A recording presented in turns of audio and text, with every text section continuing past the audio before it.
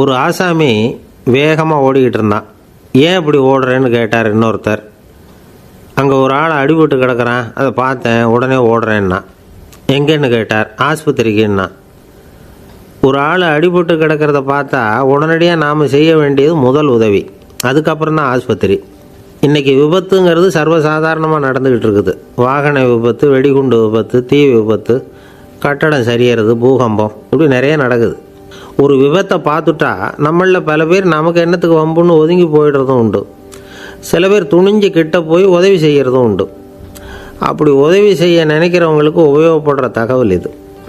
விபத்தில் காயமடைஞ்சவங்களை 3 பிரிவாக பிரிக்கலாமா.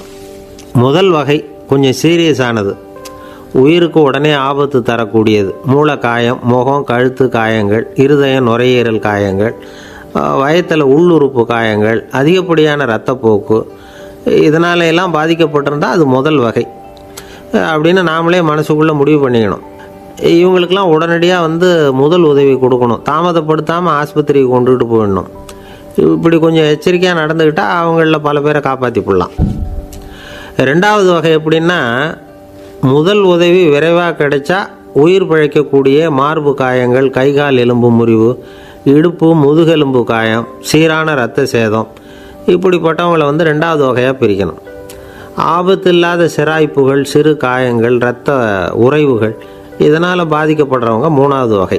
ஒருத்தர் தலையில் அடிபட்டு நினைவு விழுந்துட்டார்னு வச்சுங்க, அவருக்கு வாந்தி வர்றதுனால புறையேறி மூச்சு அடைப்பு உண்டாகும். இப்படி ஆகாமல் இருக்கிறதுக்காக தலையை ஒரு பக்கமாக சாய்ச்சி வைக்கலாம். நாடி துடிப்பையும் இதய துடிப்பையும் தொட்டு பார்க்கணும். அது குறைஞ்சிருந்தாலும் சரி, நின்று இருந்தாலும் சரி, அவர் மார்பை நிமிஷத்துக்கு 80 தடவை உள்ளங்கையால் அழுத்தி இதய துடிப்பை மீட்கிறதுக்கு உதவி பண்ணணும். கழுத்தில் காயம்பட்டாலும் ஆபத்து அதிகம். கழுத்துக்கு அடியில் ஒரு துண்டை மடித்து வைக்கலாம்.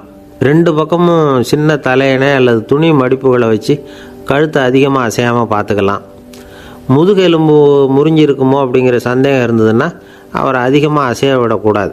அதிகமாக அசைஞ்சால் தண்டு இடத்துல பாதிப்பு ஏற்பட்டு கைகால் விளங்காமல் போயிடும். அவரை ஒரு கனமான போர்வை இல்லைன்னா பாயில் படுக்க வச்சு 4 பேர் மெதுவாக தூக்கி மருத்துவ உதவிக்கு அனுப்பி வைக்கலாம். கையெலும்பு முறிஞ்சிருந்தால் முறிஞ்ச பாகத்தை உடம்போடு சேர்த்து அசையாமல் கட்டி போடலாம். கால் எலும்பு முறிஞ்சிருந்தால் மற்ற காலோடு சேர்த்து கட்டி போடலாம். முறிஞ்ச பாகம் தொங்காமல் பார்த்துக்கணும், அப்போ தான் வீக்கம் உண்டாகாமல் இருக்கும். வெட்டு காயம், குண்டடிப்பட்ட காயம், இதிலெல்லாம் இரத்தப்போக்கு அதிகமாக இருக்கும். ரத்தம் வெளியேற ஆபத்து அதிகம். சுத்தமான துணியை பல மடிப்புகளை மடித்து காயத்தின் மேலே வச்சு அழுத்தமாக ஒரு 10 நிமிஷம் பிடிச்சிக்கணும். ரத்தம் நின்ன உடனே காயத்துக்கு கட்டு போடலாம். சில சமயம் காயம்பட்ட பாகத்தை உயரமாக தூக்கி பிடிச்சிக்கிட்டா தான் ரத்த கசிவு நிற்கும். இந்த விவரங்களையெல்லாம் கொஞ்சம் மனசில் வாங்கி வச்சுக்கிட்டோம்னா சமயத்தில் உதவும். ஏன்னா இந்த காலத்தில் விபத்து எந்த ரூபத்தில் எப்போ வரும்னு யூகிக்கவே முடியல. நண்பர் ஒருத்தர் சொன்னார், நேற்றுக்கு பாருங்கள் சார், என் கண்ணு முன்னாடியே ஒரு சின்ன விபத்து நடந்ததுன்னார். என்னென்னு விசாரித்தோம். ஒரு பஸ்ஸில் வந்துக்கிட்டு இருந்தேன். அந்த பஸ்ஸில் பின்பக்கம் படி ஓரமாக நின்றுக்கிட்டு இருந்த ஒருத்தர் ரோட்டில் விழுந்துட்டார். டிரைவர் அதை கவனிக்கலை, நிறுத்தாமல் அவர் பாட்டுக்கு போகிறாருனார். கண்டக்டர் உடனே விசில் கொடுத்து பஸ்ஸை நிறுத்த வேண்டியது தானே அப்படின்னோம். அதுதான் சார் முடியாமல் போச்சுன்னார் அவர். ஏன்னு கேட்டாங்க. தவறி கீழே விழுந்ததே அந்த கண்டக்டர் தான் சார் அப்படிங்கிறார். ஒரு நண்பர், அவர்கிட்ட பேசிக்கிட்டு இருந்தேன். மனித உறவுகள் பற்றி அவர் சொல்லிகிட்டு இருந்தார். அமெரிக்காவில் தந்தை மகன் உறவு எப்படி இருக்குது அப்படிங்கிறத விளக்கிறதுக்கு அவர் ஒரு கதையை சொன்னார். ஒரு அப்பா பகல் பூராவும் அலுவலகத்தில் வேலை, ஓடி ஆடி உழைச்சிக்கிட்டு களைச்சி போய் ராத்திரி 10 மணிக்கு மேலே வீடு திரும்பினான். வீட்டு வாசலில் அவரோட மகன் காத்துக்கிட்டு இருக்கிறான். இன்னமும் தூங்கலை. அப்பா வாசல்லையே தடுத்து நிறுத்தி, அப்பா உனக்கு சம்பளம் எவ்வளவு அப்படின்னு கேட்குறான். ஏற்கனவே ஆஃபீஸு பிரச்சனைகளால் அழுத்து போய் திரும்புகிற அப்பாவுக்கு கோவம் வந்துடுது. என்னடா இப்படிலாம் கேளுன்னு உங்கள் அம்மா உனக்கு சொல்லி கொடுத்தாளா அப்படின்னு சொல்லிவிட்டு உள்ளே போய் சட்டையை கட்டி மாட்டி விட்டு குளிச்சு விட்டு மறுபடியும் வெளியில் உடையை மாற்றுகிற சமயம் அப்போ மறுபடியும் மகன் உள்ளே நிற்கிறான் அவர் முன்னாடியே. அப்பா உனக்கு எவ்வளவு சம்பளங்கிறான் மறுபடியும்.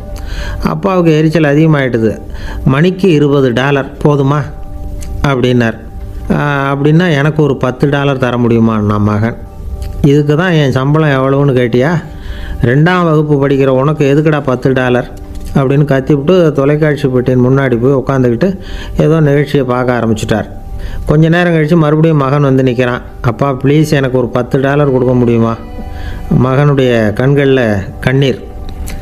என்னடா அவன் கண்ணீரை காட்டி காரியம் சாதிக்கலாம்னு பார்க்குறியா? ஒரு காசு கூட கொடுக்க மாட்டான் போ அப்படின்னு விரட்டி விட்டான். மகன் கண்ணீரை தொடச்சிக்கிட்டே கண்ணை தொடச்சிக்கிட்டு பேசாமல் போய் படுத்துக்கிட்டானான். கொஞ்ச நேரம் ஆச்சு. அப்பாவோட கோபம் கொஞ்சம் கொஞ்சமாக குறைஞ்சிது. பிள்ளைகிட்ட கோபமாக கத்துனது தப்பு தாங்கிறது புரிஞ்சுது அவனுக்கு. எழுந்திரிச்சு போனான், படுக்கை இறக்கி போனான். மகனை பார்த்தான். அவன் தலையணையை கட்டி பிடிச்சிக்கிட்டு அழுதுகிட்டு இருக்கிறான். அவனை மெல்ல நெருங்கி அவங்ககிட்ட எதமாக பேசுகிறதுக்கு ஆரம்பித்தானான்.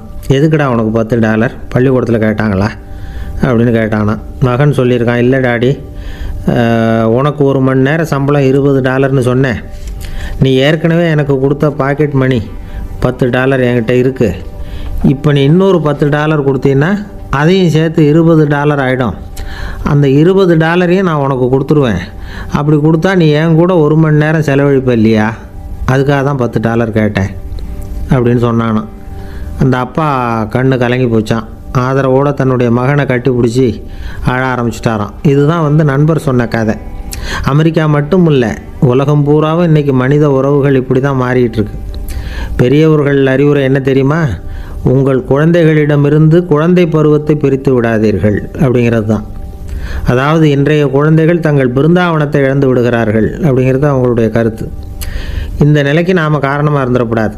குழந்தைகளோட விளையாடுவோம், குடும்பத்தோடு உறவாடுவோம் அப்படிங்கிறது தான் நம்முடைய நோக்கமாக இருக்கணும்.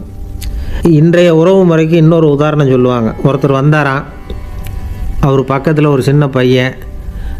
நாம் அவரை விசாரிக்கிறோம், யார் இந்த பையன் அப்படின்னா அவர் சொல்கிறார், இவன் எனக்கு தூரத்து உறவு அப்படின்னாராம். இந்த தூரத்து உறவுன்னா எப்படின்னு இருக்கான். இதுக்கு அவன் சொல்லியிருக்கிறான், இவன் எங்கள் அப்பாவுக்கு 8வது புள்ள அப்படின்னானான். ஒரு ஊரில் ஒரு பெரிய ஞானி இருந்தார். அவர் படுக்கையில் இருந்தார். இன்னும் கொஞ்ச நேரம்தான் அவர் இந்த உலகத்தில் இருக்க போகிறார். அவரை சுற்றி ஏகப்பட்ட கூட்டம். ஏற்கனவே அவருடைய உபதேசங்களை கேட்டவங்க பல பேர் அவரை சுற்றி நிற்கிறாங்க. அந்த ஞானி மெதுவாக கண்ணை திறந்து பார்க்குறார். எல்லாரும் அவருடைய கடைசி வார்த்தையை கேட்கறதுக்காக அவளோட காத்துக்கிட்டு இருக்கிறாங்க. அந்த ஞானி மெதுவாக பேச ஆரம்பித்தார்.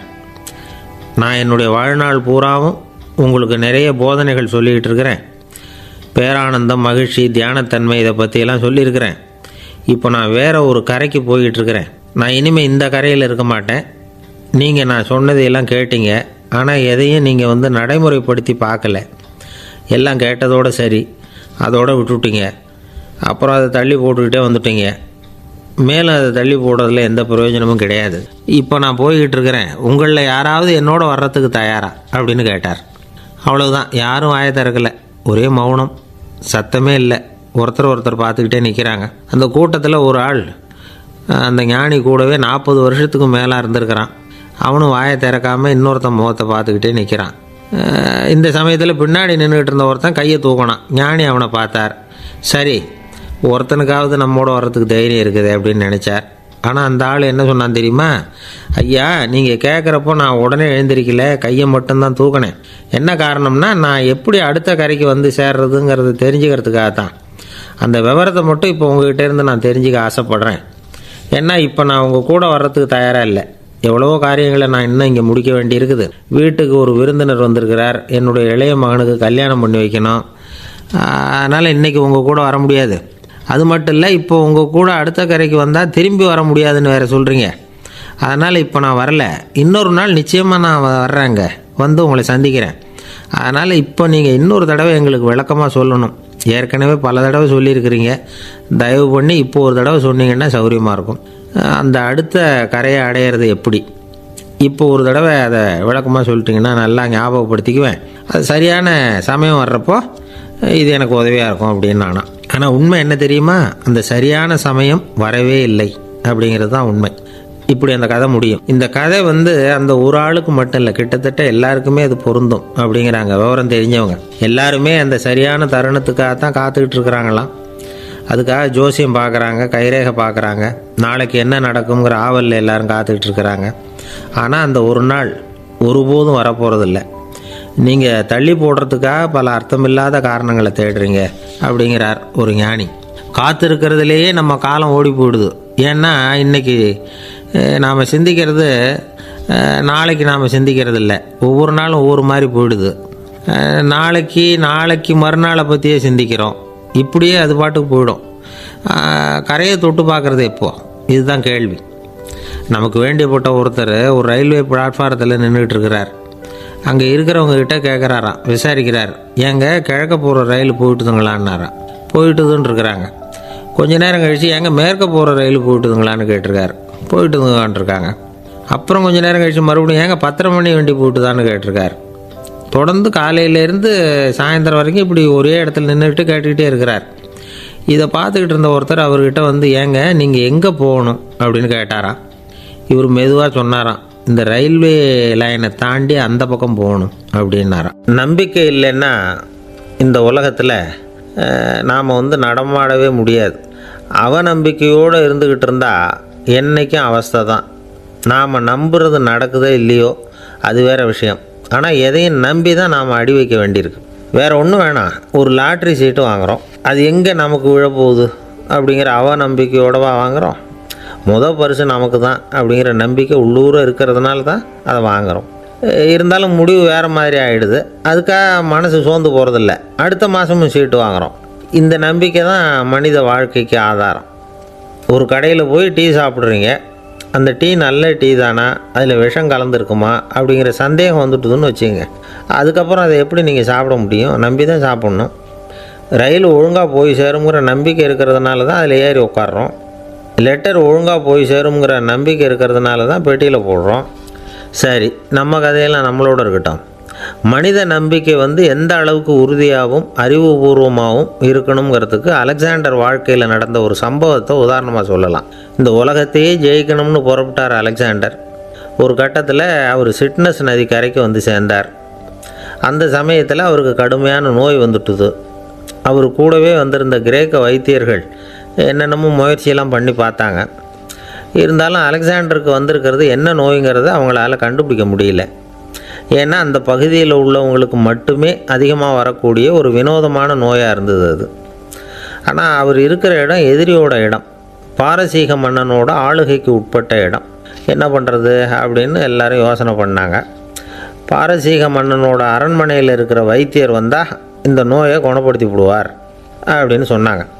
இருந்தாலும் எதிரியோட நாட்டில் இருக்கிற வைத்தியரை கூப்பிட்டு எப்படி நம்பி வைத்தியம் பார்க்க சொல்கிறது அப்படின்னு சொல்லி எல்லோரும் தயங்கினாங்க. ஆனால் அலெக்சாண்டர் தயங்கலை. பரவாயில்ல, அழைச்சிட்டு வாங்கன்னு விட்டார். உடனே அவரை போய் அழைச்சிட்டு வந்துட்டாங்க. அவர் வந்தார். அலெக்சாண்டர் உடம்பை பரிசோதனை பண்ணி பார்த்தார். சரி, இதை வந்து குணப்படுத்தி விடலாம், பயப்பட வேண்டியதில்லை. ஆனால் இதுக்கு ஒரு மூலிகை ரசம் தயார் பண்ணி கொடுக்கணும். நான் போய் அதை தயார் பண்ணிவிட்டு 2 நாளில் திரும்பி வந்துடுறேன் அப்படின்னு சொல்லிவிட்டு போனார் அந்த வைத்தியர். அதே மாதிரி 2 நாளில் திரும்பி வந்தார் மூலிகை ரசத்தோடு. இதுக்கு இடையில் அலெக்சாண்டரோட தளபதிகளில் ஒருத்தர் ரகசியமாக ஒரு எச்சரிக்கை கடிதம் கொடுத்து அனுப்பியிருக்கிறான். அதை வாங்கி என்ன விஷயம்னு பார்த்தார். இப்போ உங்ககிட்ட வந்திருக்கிற எதிரி நாட்டு வைத்தியரை நம்பாதீங்க. அவன் கொண்டுகிட்டு வந்திருக்கிற மூலிகை ரசத்தில் விஷம் கலந்துருக்குது அப்படின்னு அதில் எழுதியிருக்கு. அதை பார்த்தார் அலெக்சாண்டர். இருந்தாலும் கொஞ்சம் கூட அலட்டிக்கலை. வைத்தியர் கொடுத்த மருந்தை வாங்கி கடகடன்னு குடிச்சுட்டு அதுக்கப்புறம் அந்த கடிதத்தில் இருந்த விஷயத்தை அந்த வைத்தியர்கிட்ட சொன்னார். வைத்தியர் தகைச்சு போயிட்டார். தன் மேலே அலெக்சாண்டர் வச்சுருக்கிற நம்பிக்கையை பார்த்து அவருக்கு ரொம்ப வியப்பு. வைத்தியர் வந்து உண்மையிலேயே நல்ல மருந்து தான் கொண்டுகிட்டு வந்து கொடுத்துருக்கிறார். அதில் விஷம்லாம் எதுவும் கலக்கலை. அதுக்கப்புறம் அலெக்சாண்டர் அந்த வைத்தியரை பார்த்து சொன்னாராம், நம்பிக்கைங்கிற அச்சாணியை ஆதாரமாக வச்சுக்கிட்டு தான் இந்த உலகம் சுற்றிக்கிட்டு இருக்குது. எனக்கு எதிரியாக இருந்தாலும் பாரசீக மன்னர் வந்து ரொம்ப பெரியவர். அப்பேற்பட்ட மன்னருடைய அரண்மனை வைத்தியர் தொழில் நேர்மை இல்லாதவராக இருக்க மாட்டார். அப்படி இருந்தால் அவரை வந்து அரண்மனை வைத்தியராக வச்சிருக்கவே மாட்டாங்க அப்படின்னு நம்பினேன். என்னுடைய நம்பிக்கை வீண் போகலை அப்படின்னாராம். இதுதான் மானுட நம்பிக்கைங்கிறது. இந்த காலத்துலேயும் இது மாதிரி இந்த மானுட நம்பிக்கையை ரொம்பவும் சாமர்த்தியமாக கையாளுகிற கெட்டிக்காரங்க சில பேர் இருக்கிறாங்க. இந்த காலத்து குரு, அவருக்கு ஒரு சிஷ்யன். குரு முன்னாடி அந்த சிஷ்யன் ரொம்ப பணிவாக நின்று, குருவே, உங்கள் கையால் விஷத்தை கொடுத்தாலும் அதை வாங்கி மடமடன்னு குடிச்சிருவேன் அப்படின்னா. உன்னுடைய குரு பக்தியை மெச்சினேன் அப்படின்னார் குரு. அதுக்கு அந்த சிஷ்யன், அப்படி இல்லை குருவே, உங்கள்கிட்ட சிஷ்யனாக இருக்கிறத விட உங்கள் கையால் விஷத்தை வாங்கி குடிச்சு விட்றது ரொம்ப நல்லது, அதனால தான் அப்படி சொன்னேன் அப்படின்னா. ஒரு தீக்குச்சி தீப்பெட்டியை பார்த்து கேட்டுதான், நாம் 2 பேரும் தானே உரசிக்கிறோம், ஆனால் நான் மட்டும் தீ பிடிச்சி எரிஞ்சு போகிறேன், நீ அப்படியே இருக்கிறியே அப்படின்னு தான். அதுக்கு தீப்பெட்டி சொல்லியிருக்குது, உனக்கு தலையில் கணம் இருக்குது அதனால் அழிஞ்சு போகிற அப்படின்னு தான். எப்படி இருக்கு பாருங்கள் இந்த பதில். தலையில் கணம் உள்ளவங்க யாருமே சரியாக இருக்க முடியாது. எவ்வளவு பெரியவங்களாக இருந்தாலும் சரி,